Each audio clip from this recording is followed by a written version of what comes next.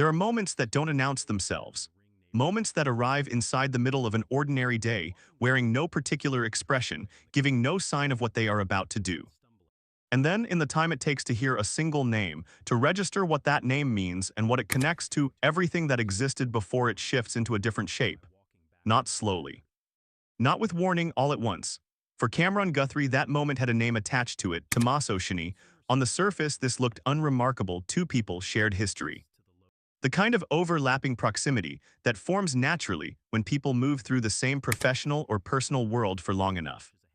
Ordinary enough that no one looking from the outside would have thought to look more closely. The kind of connection that produces, more often than not, absolutely nothing worth remembering. But something was living underneath that surface. Something that, according to those with direct knowledge of the situation, had been actively and deliberately kept from the light, managed with care. Over a period of time long enough to suggest that the people responsible for the managing understood exactly what they were protecting, and exactly what its discovery would cost them. Camron Guthrie understood it too. He had understood it for longer than most people knew. And at a certain point, through a process that was neither impulsive nor accidental, he made a decision. He spoke. What followed was not a clean confrontation with a clean resolution. It was not the kind of story that moves in a straight line from accusation to consequence, from revelation to clarity. It was layered, it was human. It involved real people carrying real weight, real questions that had gone unasked for too long. And a truth that had been patient enough to wait until someone with the courage to carry it finally stepped forward. Some secrets outlast the people who keep them. This one did not get the chance. And understanding why begins at the beginning. Before the exposure can be understood, before what Camron brought forward can be properly felt, the world it emerged from has to be understood first. Because a secret of this kind, one that persists across time and survives the natural erosion that proximity and scrutiny tend to produce, does not hold itself together through luck. It holds together because the conditions around it have been intentionally maintained. Because the people responsible for its survival know the environment they are operating in and have shaped it accordingly. Camron Guthrie and Tommaso Cioni shared a world. The precise nature of what connected them, whether the foundation was professional, personal, or some combination of both, has been described with variation across the accounts that exist. But one thing is consistent across all of them. This was not a distant or superficial connection. There was genuine history between these two people. History with enough depth and enough duration that what Camron eventually brought forward carried the unmistakable weight of direct experience. Not inference, not second-hand reporting. Something lived. Camron is not someone who acts without thinking through what his actions will produce. The people who know him closely return to this point consistently when they describe him, a person of genuine internal deliberateness. Someone for whom the relationship between a decision and its consequences is something to be examined carefully before any move is made. He is not impulsive, he does not speak carelessly. Which means that when he chose to speak about this, when he chose to put his name behind what he knew and bring it into the open, that choice deserves to be understood as exactly what it was. Considered intentional and made with full awareness of the cost. Tommaso Cioni occupied a different kind of position in this story. His was a position that came with standing, the particular kind of standing that generates credibility in the eyes of the people around it. That produces the benefit of the doubt almost automatically. That functions as a quiet but effective buffer against certain kinds of scrutiny. This is not unusual. People with established reputations and developed networks tend to be extended a latitude that others are not. It is not always conscious. It is simply what credibility does. It fills in the gaps with favorable assumptions, covers the spaces where questions might otherwise live, and over time becomes a form of structural protection for whatever exists behind it. The foundation beneath what Camron eventually brought forward was not recently constructed. It had been laid over time. Accumulated quietly piece by piece, in the way that things maintained by effort rather than accident tend to accumulate. The people in orbit around these events during that period existed at different distances from the truth, some knowing more than they allowed to show, some genuinely in the dark, and some occupying the uncomfortable middle ground of sensing that something was present without being able to give that something a shape. What ended the silence was not circumstance. It was a decision made by a specific person at a specific moment, and everything that follows comes from that. In the period before Camron stepped forward, the story did not look like a story from the outside. It looked like background, like context, like the unremarkable proximity of two people with shared history, going about their respective lives without any visible tension between them. If you were watching from a distance and didn't know where to look, there was nothing to catch your eye, nothing that registered as significant. Tommaso Cioni's public standing in this period was functioning as it had been built to function. The credibility was intact. The network was intact. The professional and social image he had constructed over time was operating without obvious friction, presenting to the outside world a version of itself that contained no visible gaps and invited no particular scrutiny. He moved through the spaces available to him with the ease of someone whose position has not yet been challenged. And because it had not been challenged, the people around him had no particular reason to question what they were seeing. Camron, in this same period, was carrying something that did not show on the surface.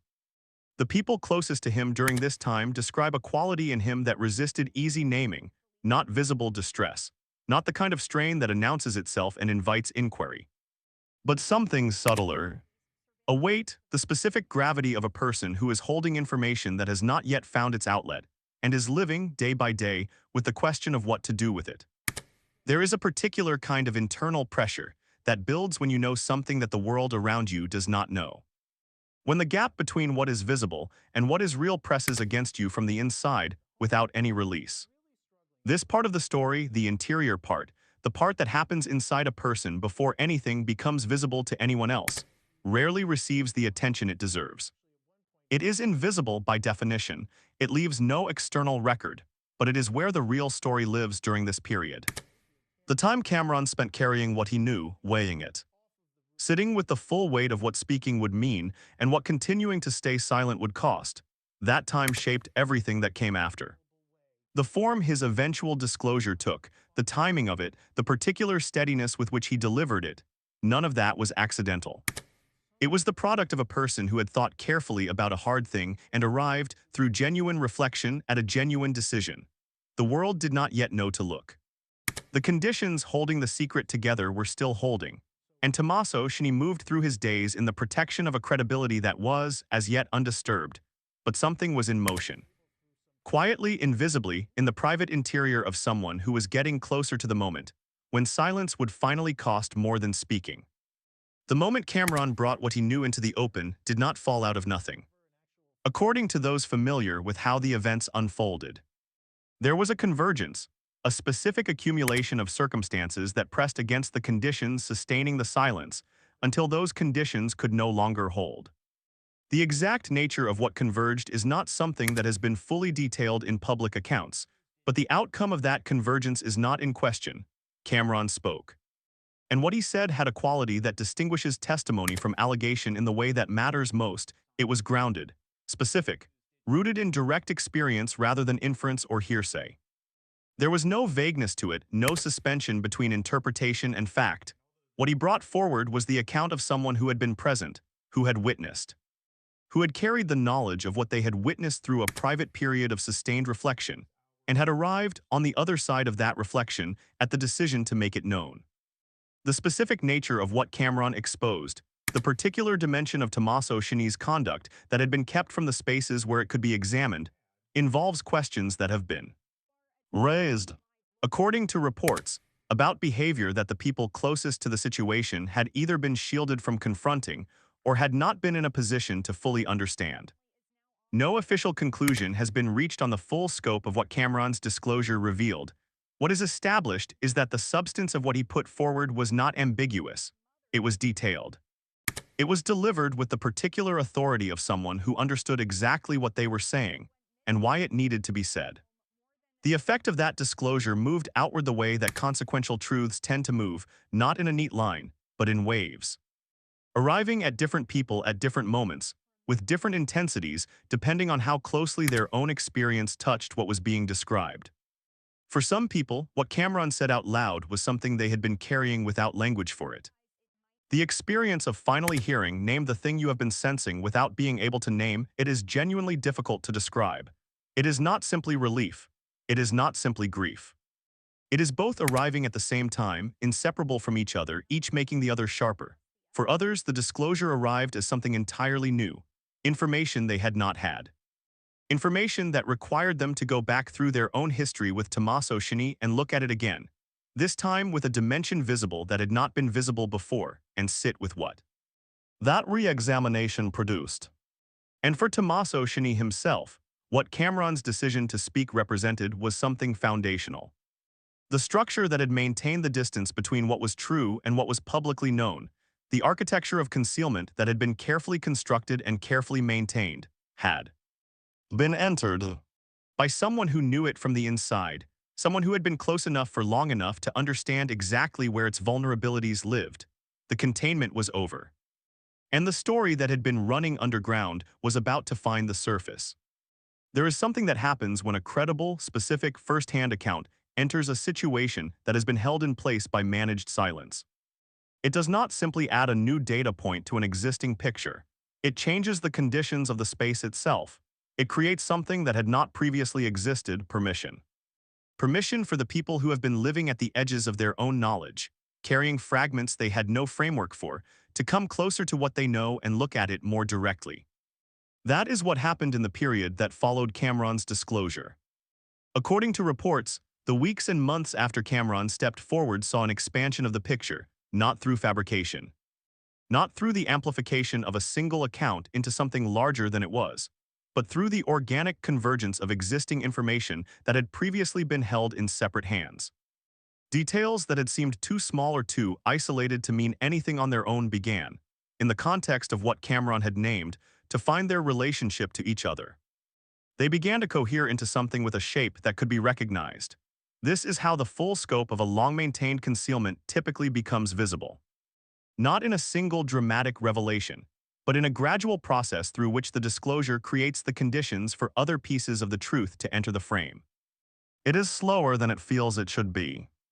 It requires people to be honest about their own experience in ways that can be uncomfortable, to acknowledge that something they were part of was not what they understood it to be, which is its own particular and difficult form of loss. Questions have been raised by those who have examined the situation carefully about whether what Camron exposed represented an isolated incident or the surface of something with deeper roots and longer history. No official conclusion has been reached on that dimension of the story. But the direction of what was emerging, according to those familiar with its development, suggested that Camron had not brought forward the full extent of what existed. He had brought forward the part that finally had a voice, the part that was willing to be known. For Tommaso Cioni, the accumulation that followed Camron's initial account created a qualitatively different kind of pressure than the original disclosure had. A single account can be engaged with, managed, contested through the processes available to someone with standing and resources. What cannot be managed in the same way is the gradual widening of a picture, the arrival of corroboration from multiple directions, the loss of the ability to locate the story narrowly around one person's word. What had begun as a specific disclosure was becoming something distributed and multidirectional, something that no single response could address or contain. The ground had shifted. And it was not done shifting. When the full dimensions of something that has been concealed begin to emerge, not hypothetically, not partially, but in the accumulating, undeniable way of something that has finally found the light, there is a specific kind of reckoning that arrives. Not only for the people who were responsible for the concealment, for everyone who was part of the world it existed inside. For the people who trusted, who invested, who built something real on ground that was not as solid as they had been led to believe. That reckoning was moving through the people connected to this situation. According to those with knowledge of how the investigation developed formally and in the broader examination happening outside official channels, the picture being assembled was increasingly difficult to reconcile with the version of Tommaso Cioni that had been publicly sustained. The specific details of what that picture contained remain, in several important respects, unresolved in the public record. No official conclusion has been reached on every dimension of what is still being examined. The matter continues, in certain aspects, to be under investigation. But the emotional reality of the people living closest to it does not operate on the timeline of an investigation. It arrived when it arrived. The particular grief of realizing that trust, real trust, extended genuinely over real time, had been given to something that did not deserve it. The disorientation of having to revise your understanding of another person, which is never simply a cognitive adjustment. It is the loss of a version of reality you had organized yourself around. And the specific, quiet anger of discovering that a space you inhabited in good faith had been shaped by forces you were deliberately denied the knowledge to recognize. These are not abstract emotional states. They are the lived experience of real people, moving through them at their own pace and in their own way, leaving marks that no official conclusion will fully address. For Camron, the period after his disclosure carried its own separate weight. Stepping forward is not an act that resolves into relief. What it resolves into is a different kind of exposure. The exposure of being the person who named the thing, of having your account examined and tested and scrutinized, of navigating the specific vulnerability that belongs to someone who has made visible something that powerful interests were invested in keeping invisible. That is not a comfortable position. It is not supposed to be. But those who observed Camron through this period describe someone whose steadiness did not feel like performance. A person who had made the decision he believed was right, and who was willing, genuinely willing, not performatively willing, to carry the full weight of having made it, including the parts of that weight that were not comfortable or flattering or easy. That quality, the willingness to remain standing behind something after the moment of its disclosure, when the costs of it become concrete and personal, is not common. It is, in the truest sense, the definition of what it means to hold your ground. Stories involving real people and real decisions resist the satisfying architecture of fiction. They do not resolve into clean endings. They do not produce the moment where meaning crystallizes and everything becomes clear and the narrative closes itself neatly around a central truth. They continue, the people in them continue, the impacts continue. The questions, the ones that formal investigations will address, and the ones they will leave entirely untouched, continue living inside the people who carry them. What Camron Guthrie did by stepping forward did not end a story, it surfaced one. It brought into the open a set of circumstances that had been operating underground for long enough that the act of surfacing them required a particular kind of courage, the kind that is not performed in the moment of the decision but sustained through everything that follows it. The kind that does not look for recognition because it was never done for recognition. The question of what Tommaso Cioni's conduct, whatever its specific nature, whatever the full scope of what has been alleged, actually cost the people who existed in proximity to it is not one that any investigation can answer completely. Formal processes can address the concrete dimensions of it, the professional costs, the reputational ones, the relational damage that can be named and documented and to whatever degree possible remedied. Those matter. They deserve to be taken seriously as the real and tangible things they are. But there are costs that exist outside any formal record, the years during which the concealment held. The experiences that people had, experiences shaped and colored by something they were prevented from knowing about, that cannot be retroactively corrected by the arrival of truth. The private revision of one's own history that begins when information previously denied finally becomes available. That revision is not a legal proceeding. It is a deeply personal, often lengthy, frequently painful process of integrating something new into an existing understanding of the world. No verdict resolves it. No official conclusion closes it. No official conclusion has been reached on the full scope of what is still being examined. The matter remains, in several respects, under investigation.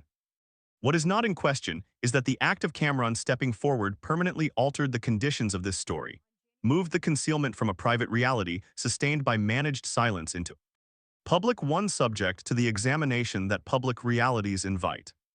And in doing so, gave the people affected by it something they had not possessed before, the knowledge to understand their own experience, to stop carrying fragments without a frame and finally see what the fragments had been part of all along.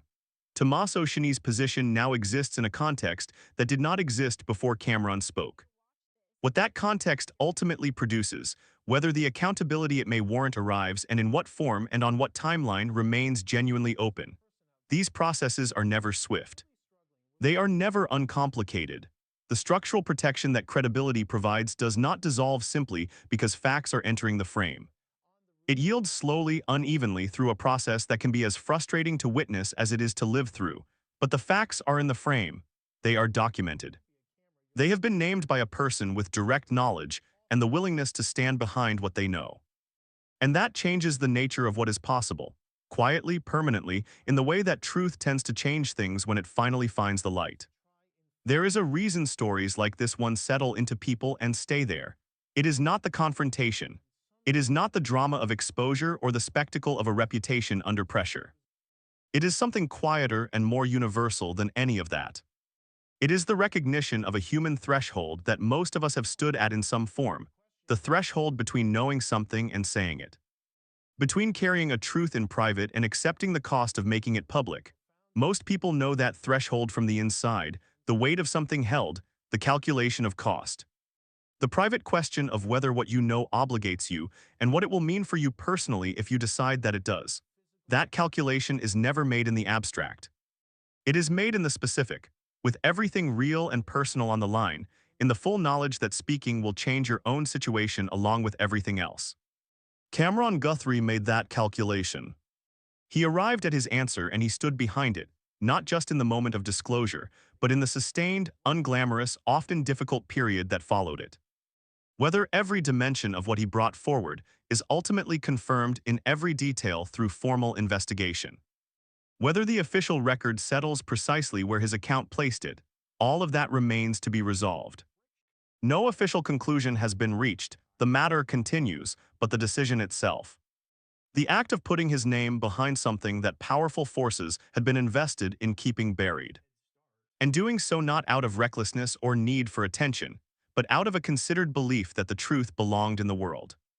That part is not under examination, that part simply is. And for the people whose experience of Tommaso Cioni is being, however slowly and however gradually, illuminated by what Camron made visible, what he did is not abstract. It is the thing that turned their private, uncertain, wordless experience into something they can recognize and name and understand. The thing that shifted what they had been carrying alone into something that could finally be shared. That is not a small offering to make to another person. Depending on what they were carrying, it may be the most significant thing anyone has given them in a very long time. These stories do not close with verdicts. They close with people, with real individuals figuring out in real time what they are going to do with what they now know. Making their own decisions about what to carry forward and what they are finally, after all of this, allowed to set down. What remains, underneath all the specific details and all the formal processes still unfolding, is a question that does not have an easy answer and was never going to. What do we owe the people who trust us? What do we owe the truth even when the truth is expensive? And what does it say about a person, about the specific kind of person they have chosen to be, that they answer that obligation honestly, with full knowledge of what honesty will cost them? And step forward anyway. Camron Guthrie answered it.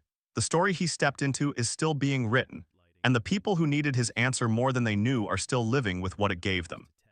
If this stayed with you, if it touched something in you about truth and the cost of speaking it, about what it means to carry something difficult, and decide it deserves to be known, sit with that for a moment before you move on. Leave a thought in the comments. The conversations that grow from stories like this one matter, and we read every word left there.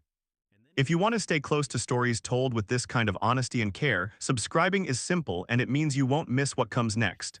Thank you for watching. We'll see you in the next one.